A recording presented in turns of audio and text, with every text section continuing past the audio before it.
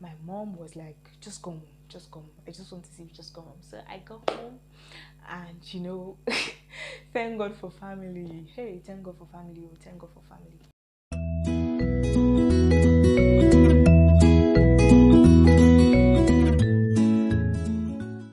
Hello everyone, welcome to my YouTube channel. My name is Hellooooooooooooo.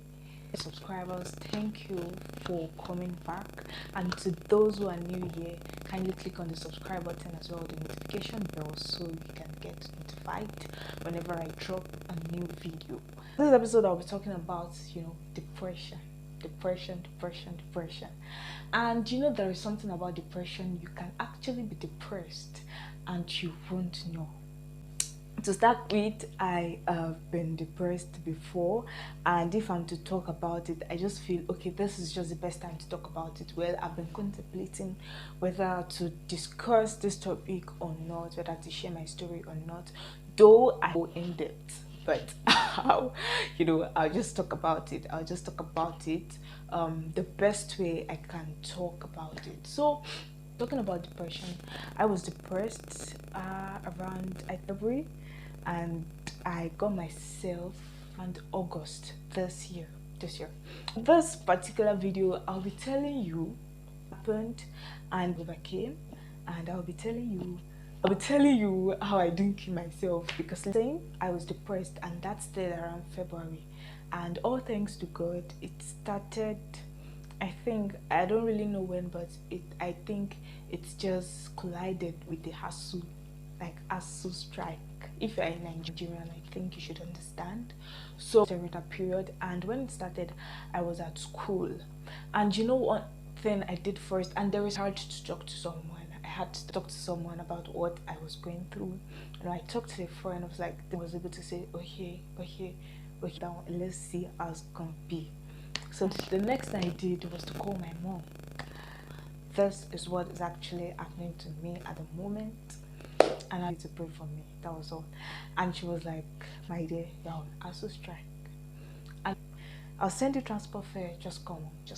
To my mom, I talked to my brothers. I called every one of them. I was like, this is what's happening to your baby sister, this is what's happening. You guys, I don't know, maybe you just have to pray for me, or you just have to call me once in a while. I've seen Adiola on this channel before. Adiola is my friend, but she was not the friend I talked about it. Because I'm found there, so I returned. I'd already chatted her up that, babe, so thing is going on in my life, and she was like, just calm down till we meet. So then I'm grateful for friends, because my family members, my family, like my blood, were not around me, to comfort me. But immediately I told that my friend, I think I told about 2 of them years before Ajala came around. Immediately I told them, like, they came to gist with me and all the way off. I think the best thing to do is to talk, is look for somebody to talk to. I'm sure you have a friend encourage you and actually to you and tell you to move on. This has happened. So my friends came, and they came to cheer me up. Even at some point I was crying, and I was like, I'll be moving to the day 2 of state or whatever. So I can remember on I think it was not on a Monday or on a Tuesday. I think that was when Adiola returned, and then she was like, I'm here. I was in a room, so she was like, Mama, what's up? Let's go for fellowship together. And I was like, I'm not going. I just want to be left alone. Just leave me alone. Let me just think, and and she was literally like, my dear, you've been thinking all this while. Thinking won't solve anything. Get yourself, prepare, let's go to church, let's go to sing, let's go to pray. And I was just like, just leave me alone. I just want to be. And I do not think I muttered any words of prayer, but I would advise that whenever you are in a situation that is bigger than you, you should try to know the mind of God about that particular thing that is happening, what God wants you to do, what God is trying to communicate to you at that particular time. in that particular, that was my own prayer. I didn't pray because my heart was literally heavy. I was just questioning. I was just like, God, why? God, why? God, why? So that was literally what was on my mind. And when Adela was like, okay, let's go to church, to pray, at least you'll be just go to church, because if I literally get to church, I can actually break down, be crying, and people will be like, what's actually wrong with this girl? Just leave me at home and I'll pray. And do you know one thing? If you want to pray, she brought Bible, she gave me Bible, she said, this is the Bible. Read the Bible and, just pray. Just tell God about whatever is happening to you at the moment, and I'm sure God's going to talk to you. Have you heard from God? I said, a period for me to hear from God. I prayed, I cried, I read the Bible, I sang, I did everything. I did everything I could do. That was another phase for me. So, then I'll tell you to do is to pray whenever you feel depressed, or whenever you're going through, even though you do not feel like praying. Even though you do not feel like praying was more of, okay, I was alone with God, and I can actually complain to God to any extent. I can tell God that, God, why? I can tell God that, do you want to kill me? I can tell God different things, and I'll, responses from God that, okay, this is what I actually want for you. This is why I actually made this happen. This is why this is why that. So that was the case for me to connect with God, and I got responses from God, I got promises, I got answers. And when you get answers, pray, just feel like, yes, God has answered, and yeah, finally, stuff like this. You can just be like, yes, I prayed, and push, that was it. But literally, it wasn't like that for me. I don't know, but I'm not. And that was it. I slept. Like, there was no waking in the night to think, or maybe to solve about whatever that has happened. Think about whatever. Try to talk to somebody about it. Try to talk to somebody about it, and try to talk to God about it. I think I've made mention of those 2 points. So sorry, my story is long. My mom was like, just come home, just come. I just want to see you, just come home. So I got home, and thank God for family. Hey, thank God for family. Thank God for family. They were there for me. At some point, I couldn't sleep midnight, and I cannot come and sleep with you in your room. I cannot come. At some point, I was literally like, home so that I can get to sleep. And she was like, I cannot come and sleep with you in your room. God is with you.